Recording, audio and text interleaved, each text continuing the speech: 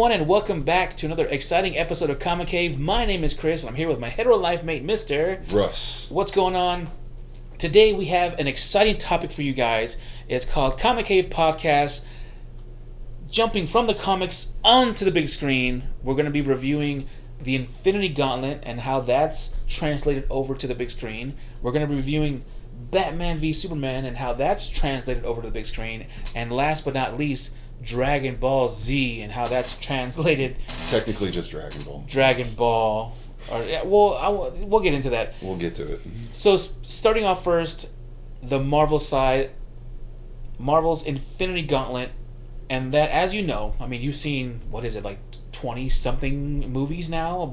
They built up to that. Right, it's about 20-something movies. The entire Marvel Cinematic Universe builds up to the Infinity Gauntlet. As you know, the comic books, it was only, 5 key issues, or was it 6? I can't remember. 5 key issues of the Infinity Gauntlet, of Thanos getting the Infinity Gauntlet, plus it was the Infinity Crusades, Infinity War, and so on and so forth. But we're going to be looking at Infinity Gauntlet because that is what the Marvel Cinematic Universe was more focused on. Now, Russell, I have to ask you, have you ever read the Infinity Gauntlet comics? I did, but I'm going to be honest with you. I read them a little while ago. Right. And I know that you more recently collected all of them. Yeah. No, I've had those for a while now, but I did read them recently. It was more recent than when I read it, though. Right. So, I think Marvel did a pretty good job jumping from the comic books to the big screen. Now, once again, the comic books take place where Thanos is a mad titan. He wants to be a god. And in the comics... Thanos is a completely... I wouldn't say completely different character, right. But yeah, he's very different in the comics. Well, his goals are different. In the comics, he was trying to impress Death. Lady Death. Yeah. Lady Death. He was infatuated with Death. That's why at the end of Avengers, the first Avengers movie in 2012, you see the little minion, I can't remember his name right now, the little minion Thanos saying to challenge them, the Avengers, is to court Death. And that's why he has like a smile on his face, like, because he's interested in Death. Right. But along the way, that has changed. Now they had a whole different idea for him originally. Anyways, he was supposed to be the Age of Ultron villain. Right. And they switched it up and then decided to make him the big bad for the whole series. Kevin Feige was like, we're gonna take this dude and we're gonna ram him down everyone's throat, and they did a damn good job at doing that too. Mm-hmm. Once again, in the comic books, he wanted to impress Lady Death. In this one, he just wanted to find balance in the universe. He just, basically everyone in the entire universe. It even seemed like they changed his backstory a little bit. Oh, yeah, they did. Because he's supposed to be like a mutated being, is he not? Like, he doesn't come from... He's a Celestial. He's a descendant of a Celestial. Right. Right. He's a descendant of Celestial, and he was part of a... There's a whole thing going into that. We don't want to get too much deep into that because we want to let you guys figure it out on your own. No spoilers. But no, yeah, they changed his whole background, and he still may come back in the Marvel's Eternal film, the one that they're doing next year. Right. I hear that he has a small part. A younger Thanos might be making a cameo in the Eternals because he is a Celestial. But yeah, they changed the backstory, as you should. I mean, no one's going to want to see a movie about this dude loves death. That's not even just that. You got to change details when you transition to a live action film anyways, because cinematography is very different from how a comic plays out. You catch people's attention in different ways, and not only that, you don't want to see the exact same thing that you would have read in the comics. Like, that doesn't keep it interesting. You're like, I know what's going to happen. Right. Like Star Wars episodes 1 through 3, I know what's going to happen. Right. But you don't really know. And so, I think they did an overall great expansion of from the comic books to the movies. We see that Thanos in the movies is tracking down the Infinity Stones. In the comic book, they're Infinity Gems. They're pieces of gems. Now they're stones. I think that's a minute difference. But I think they should have kept them as gems. I thought that was pretty cool instead of them being. I mean, I get it, rock, organic stone, but I think a pretty cool diamond. I almost feel like to have a diamond power stone. I don't feel like the name really matters personally. Yeah, no, it's just a minor little nitpick. So him tracking down the Infinity Stones to make the Gauntlet, and for him to snap away the entire half of the entire universe. Right. In the comics, he does do some snapping, and he does wipe out half of the universe. Yeah. Well, no, he wipes out pretty much everybody. All the heroes are like done for within the actual Infinity Saga. Who does remain? It's who ends up living at the end. It's only one of them, and they end up getting it reversed. Nebula in the comic. Nebula is the one to Yeah. snap him away. In the movie, as you should, Iron Man. I am Iron Man, and I am Iron Man, and he snaps, and then the whole thing goes away. So they made some minute, just like this is off topic, but Age of Ultron. Tony Stark didn't make Ultron. No, Hank Pym. It was Hank Pym. Right. Hank Pym made Ultron, and also and that's interesting going forward, because if they did bring Ultron back in the future, like the dynamic between, this is getting off that topic, but yeah, the dynamic between Ultron and Hank Pym and that kind of father figure between them plays out a lot. Yeah, in the that's comics. Like, but now in the movies they had Iron Man and Hulk. He had some part in it too. Also Thor jolted him jolted what's his name? The guy with the jewel in his eye, jewel in his head. But so I think they did a pretty good job translating the comic book Infinity Gauntlet storyline into the movies. Once again, it's not the entire in MCU, but it's there. Right. So Marvel, they just tweaked a few things, but at the end of the day, it was still very much kind of. It had the same message. They still snapped away a few people or half the world. Added a little time travel. Right, time travel, which I don't agree with what they did. I don't fully either. How could you retcon what Back to the Future and every single time machine movie? Because they had it wrong. No, and I get it. Time travel is not real. Right. But it was dumb. I mean, you have like at least 40 years of movies going. Anyway, I'm getting off topic, but Marvel, you know what you did. I don't agree with it, but I still love you, and you can have all my money. Going over to the DC side, we're gonna cover Batman v Superman, which is sort of a Dark Knight Returns. Dark Knight Returns. So DC's a little bit different in the sense that they tend to pull multiple story influences over just like one larger story. So we got that one was mostly Dark Knight Returns though, which Frank Miller's Dark Knight Returns is very good. You have the part 1 and part 2 in the animated film, which is extremely good. Now the DC movie that I'm going off of is Batman v Superman, the extended edition. Right. I think the extended edition is a better movie than the theatrical release. No, absolutely. It goes into more detail, but I don't think the dynamic between the comic book and the movie served its purpose.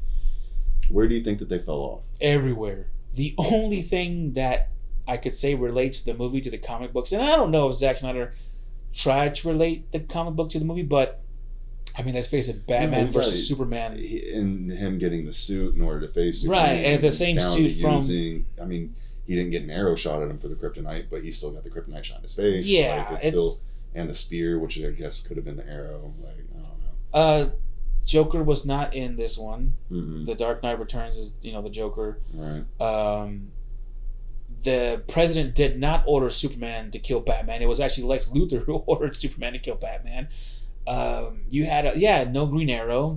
Green Arrow had a vendetta against Superman for taking his arm. Yeah. You had the kryptonite arrow. That man in the comic shot the arrow with his freaking mouth. Like, that was pretty cool. There was no, what's the girl Robin? Now my mind's gonna go blank. Lisa Frank. I don't know. That's not her. No. Crap! I hate it when my mind goes blank. It'll come to me like halfway through this episode. Right. There was no girl Robin. There was no old Commissioner Gordon. There was none of that. There was not even the mutants. And even the resolve factor being their moms changed and. The moms. Yeah, that was. How did you know that name? I don't know. Why do you say that name? Ridiculous. But no, just a little bit. That would have to be. I don't think the Dark Knight did a good, or this Batman v Superman, who was directed by Zack Snyder, who everyone's praising right now, even me, because of the Zack Snyder cut. I'm very anxious to see it, and then it even takes from the influence of, because I'm thinking of the right one where Doomsday comes in, right? Yeah, see, and that's another thing. Doomsday comes in, and he was nowhere and that's near. a whole different type of fight that they did in that. I know several people who think Doomsday should have been more stretched out instead of. He should have been like his own film, to be very honest, all on his own. And then you have the and Doomsday. the way that they kind of create him, they half got it right. Like, he is a Kryptonian science experiment, but having kind of Lex Luthor, didn't he kind of have to like give blood or something for it? He put him in the atrium the Kryptonian atrium where you give birth, and Lex Luthor cut himself in order to get it, and it was which no one caught. I haven't heard anyone catch this, but whenever Lex Luthor sliced his hand and gave him blood, it was a direct callback to Superman 4 when Lex Luthor gave Solar Man some of his hair. That's why he sounded just like Lex Luthor, Gene Hackman, in Superman 4: The Quest for Peace. But I didn't catch that. See, I thought it was. I thought it was I could be the only one. Yeah, I could. It probably is no shout out, but I'm like, oh, Lex Luthor gave his blood just like he gave his hair to the Solar Superman. They do like to try to do some type of lowball shout outs. Right. So yeah. But also, yeah, there was no dark side. I feel, and I have friends who feel the same way, where the Superman funeral is too soon. Too soon. Again, that's DC trying to play catch up, though, to try to get into the way for the next Justice League film that they were working on. And yeah, no, I get you. That's based off of the death of Superman, and that they didn't do the death of Superman justice. And then going forward, how they brought him back, they didn't really do that justice. They really missed it. They really missed the ball. And they missed the mark on that one. Where you could have had all the superheroes line up and pay tribute to him, to Superman, like they did with Iron Man. They kneeled. Well, deleted scene, they kneeled when Iron Man died. All the superheroes kneeled. But they really missed that ball where they could have had like Green Lantern and Martian Manhunter and Batman and everybody like just. They don't even have a Martian Manhunter yet. They could have taken a kneel to like the Superman. The hope has died, but not yet. The hope hasn't died yet because the hope is within us, America. But I don't think Batman v Superman did a good. Kind of missed the mark on it. Right. We can hope that the DC kind of gets it together and does a little bit better going forward, because they got so much backlash off of not just that film, but the Superman film. Everyone's really banking on the Flashpoint and Suicide Squad. Yeah. But see, you got to bank on the Flashpoint because that's gonna supposedly fix. It gives the potential to fix all of their issues, by allowing there to be this multiverse, and not even just the multiverse, but allowing to be able to go back and be like, oh yeah, all of that history is now wiped out. It's not completely done. It's still technically continuity. You can watch that, hit Flashpoint, go back, rewatch all this other stuff. It's a really good, smart way to kind of reboot the franchise, so to speak. So if they're smart, they handle that properly. They're trying to do an X-Men Days of Future Past. Right. Exactly. But this is, well, in the comics, which one came out first? What? No, it was Days of Future Past. But Days of Future Past or Flashpoint? Flashpoint didn't come out until like 2019. No. Oh, Flashpoint came out 2007. 2007. Okay.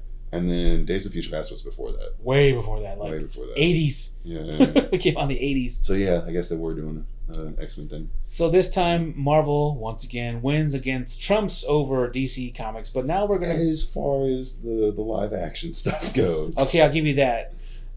Because animation DC has been killing it. For 10 years. Over 10 years. Killing it. They had the 10-year continuity, but before that, even their films before that were fantastic. I just don't understand. Like, Russell, you've said this. Tell them what you said. Why can't they have the writers from those films come over and do the live action films? It's as simple as that, people. Just use the people that are doing these great films. And I'm actually personally, this is again side topic, but I am extremely, extremely excited for the new animated films coming out. I don't care if they end up tying into a continuity or not. I think that if they don't and they all stand out as individual films, that gives more room for creativity and stuff. Right, yes. And they're doing their own stories that aren't even based off the comics, and this is the first time that they're doing that. And with what that team for the past 10 years have done with the animated films, I'm just beyond excited to see them be able to put out their own stories. I think that they're going to do a very good job, and I'm just super excited for what's going on there. It's as simple as that. Get your writing team from the animation department. The winning team. Go make a movie. Yeah. Here's tons of just money. let them write it. You don't have to have them direct it. Just let them write it. Yeah, let the writers do what they're paid to do, which is write good stories. Yeah, and you guys bringing in all these other people, that's a whole topic. But we're gonna jump from one boat to the next, but this boat is across the seas. We're backtracking a little bit in time to talk about this too. Dragon Ball. So Dragon Ball Dragon Ball from the comic book up to the mangas. Their comic books are mangas. Manga. Right, manga. Into the movie you're talking about. Well, into the movie and also into the cartoon movies, because you told me they're separate entities. Okay, that's all right. Well, if we're going to talk about that, just guys, stay tuned. I am going to do an entire review of not just Dragon Ball and how it started from the original Dragon Ball series and how it got all the way to Dragon Ball Super and where we're at now. But Akira Toriyama and his whole universe as a whole. He started off doing one-shot comics first. He had his first big hit was Dr. Slump. He's actually created this entire universe where he reuses characters and he reuses character designs, even not even just the characters themselves, but he'll reuse designs, all different types of stuff. I'm going to go into detail about that and what is canon within the Dragon Ball universe and what is not. On that note, for what you're talking about, I'm going to make this part quick. The animated films are not canon or in the same universe as the mainstream Dragon Ball Z continuity up until Dragon Ball Z Battle of the Gods. Battle of the Gods does take place within the same universe, and they still kind of redo it within Dragon Ball Super Show. And then Dragon Ball Super Brawly is within continuity as well, and it takes place after the TOP Tournament of Power arc and before the current running manga arc, which is the Galactic Patrol arc. I heavily keep up with all of this stuff, so that's why I'm definitely going to go into detail. I'm going to try to sum it up as best as I possibly can, but yeah, no, it's a very large history to go over, and Dragon Ball is a very influential manga and show at that, as far as pop culture goes in general. So I'm going to try to hit everything and sum it up as best as I can.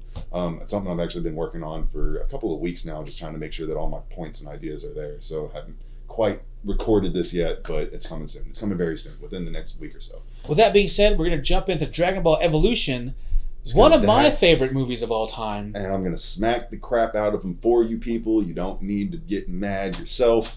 Dragon Ball Evolution is the only American live action movie that we got that's actually officially trademarked. We do have some YouTube live action stuff that was done that is phenomenal. Some people redid the Saiyan saga, and it was actually way better than Evolution. Evolution completely missed the mark. Before I just tear it apart, can you please tell the people why you like it? Okay, obviously I was being facetious, but I don't hate the movie. I'm just not as passionate as passionate as fan as you are. From what I gather up, and I have seen some of the Dragon Ball and Dragon Ball Z cartoons. Mm-hmm. Like I said, I've only seen a little bit of them, and plus this was 15 years ago now. Since I seen it was now a little while, yeah, for sure. Well, for me, whenever I saw it, the last thing I saw was the Boo series. I never got into Dragon Ball Super or Dragon Ball GT. I never got into that. GT is not canon. Okay, yeah. So I've heard that GT is not canon, but the Dragon Ball Evolution movie, for what it was, I had no problem with it. It was Goku looking for the Dragon Balls to wish Ozaru, which he was Ozaru. Spoilers. He was the. I get why fans are upset, especially why Gohan, the grandpa, died. The way he died, people didn't like the way he died. By Piccolo smushed his house, or smushed Gohan in the house. So, all right, this is where I'm going to cut in. Dragon Ball Evolution completely destroyed every single aspect of the actual original show. Yes, you had Goku looking for the Dragon Balls, but they put... And you had Bulma there too.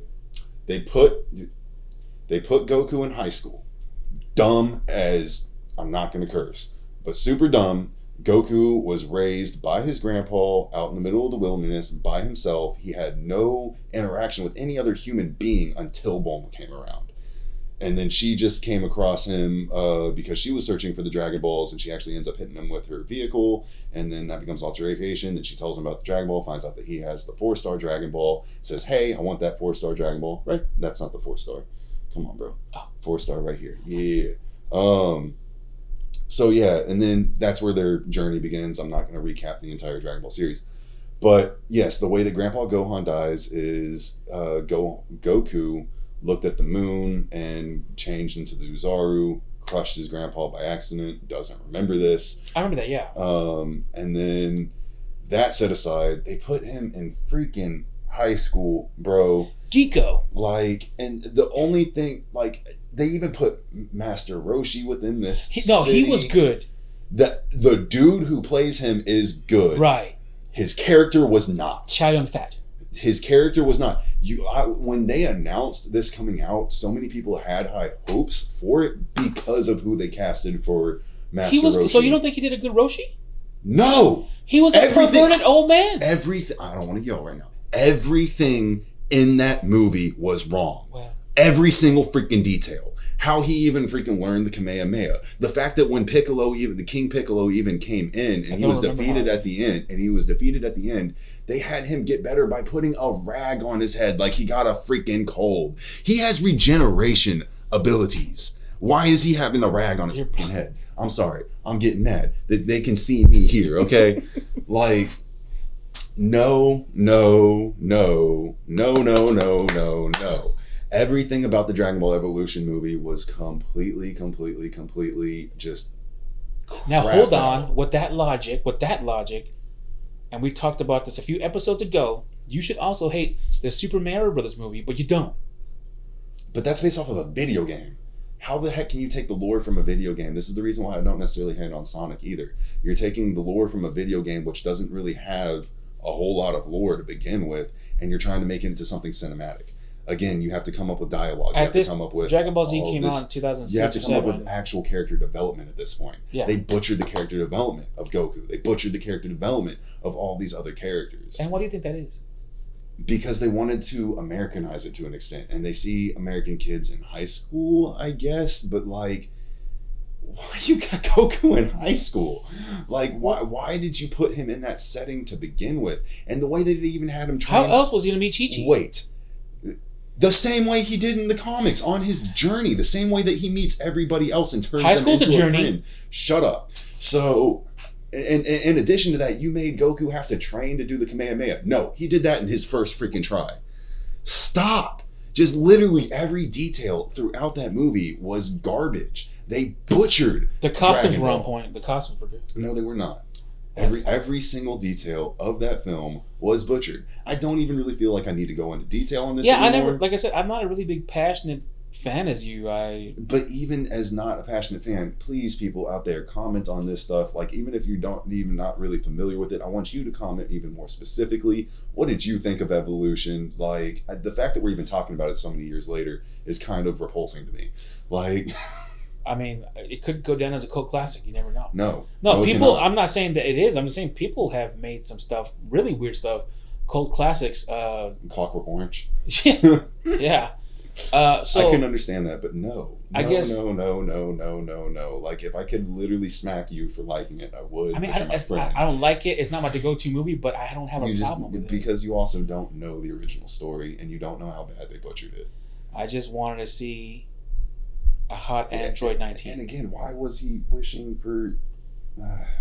I really thought... Okay, so I didn't know this about you, but I really thought Master Roshi did a pretty good job. No. He was a perverted old man. Hey, I'll give them... And they did a great Yamcha. No. They got his voice on point. That was pretty good. I honestly don't even really remember his voice. Yamcha! Like, but no, Yamcha is a bandit. Like... how he meets him is he was again also originally an enemy of Goku. Like, literally, bro, every detail is messed up in that film. He kind of was an enemy of Goku. He left him down there in that hole until Master Roshi just like jumped up like Super Mario. Oh yeah, that's right. I need to go. No, I don't need to go back and they watch this. And they gave Bulma They gave Bulma that turquoise strand of hair, which means she's Bulma. I mean, what else do you want, people? I want the film to, again, I understand that you're going to have to change things for a live action film, especially when you're trying to hit more of an American audience. Okay, so here's my question to you. Change some stuff, but at least stick to the original integrity of the manga, which is, it's based off of Journey to the West. It's based on, again, this is all things I'm going to go into. Where Dragon Ball originally freaking came from, the original series. It's a mystical series. It's not a sci-fi thing. It's a mystical journey. That's the best way for me to put it. And it's a space opera. No, it's not even. Original Dragon Ball isn't even. Space wasn't even in the concept yet. That's not until you get to Z. Again, I'm going to cover all that and the detailed thing. But so, not going off topic here, but I've never seen Avatar the cartoon nor the movie, and I know a lot. I know a lot of people don't like the movie. It's again because they butchered a M. lot Night of stuff in Shyamalan. that. They butchered so much in that one. I am looking forward to the live action show that's coming to Netflix though. There's a Avatar, Airbender? The Last Airbender. They're redoing the first 3 books, but they're breaking it up into 4 seasons. They're going to be hour-long episodes, so they're going to add more to the story, more to the lore, and it looks. They're doing an all Asian cast for it. They're trying to make it like actually. Yes, that's what I wanted to ask you. A lot of people had a problem with Goku not being Asian. He's not Asian. He's just an alien. So why? Again, in Dragon Ball, before Dragon Ball Z came around, that was not a concept. He was an Earthling originally. He became so something you need to understand about. But there is no Japan. And something that you need to understand. No, it is based off of Chinese folklore. Chinese, okay. So yes, it is based off of Asian stuff. Right. Again, this is all things I'm going to go into in more detail. It made me lose my train of thought. But basically, something you have to understand about Akira Toriyama is he writes off the whim. In other words, literally every single chapter that came out, he was making up as he went. He didn't have a whole story in mind ahead of time. He doesn't write that way. He's what do they call it? Best way I can say it is just writing off the whim. But yeah, it was very sporadic. But this is why he also forgot certain details and why it changed so much from Dragon Ball to Dragon Ball Z, because he was a big fan of Bruce Lee and Jackie Chan and a few other people within the company who were like, hey, you're drawing these fight scenes really well. Why don't you go ahead and switch it up from this more mythical comedy thing into a more serious action? So that's when he goes into Dragon Ball Z, which in the original Dragon Ball, man, I'm getting into this now, but in the original Dragon Ball series, it's not, there is no Dragon Ball, there is no Dragon Ball Z. It's all one continuity. Right. In the American manga, we have Dragon Ball chapters 1 through volumes 1 through 16, and then 1 through 26 of Z. But in the original Japanese manga, it's 1 through 30 or 42.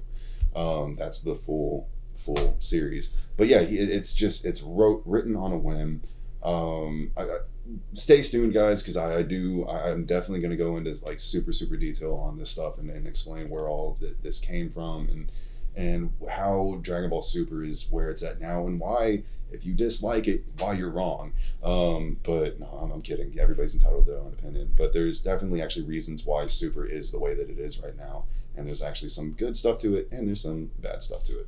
But we're going to go into all that this episode, talk about a few different things. But fascinating. Well, ladies and gentlemen, that'll do it for this episode of Comic Cave Podcast.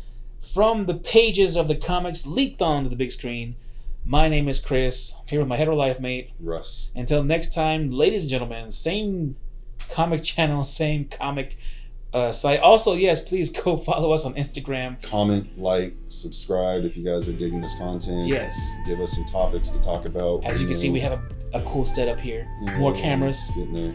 And that's all thanks to you guys. Thanks for the thumbs up. Thanks for the shout outs. Thanks for the shares to everybody. Once again, my name is Chris. I'm here with Russ. Until next time, Geek Squad is out. Peace.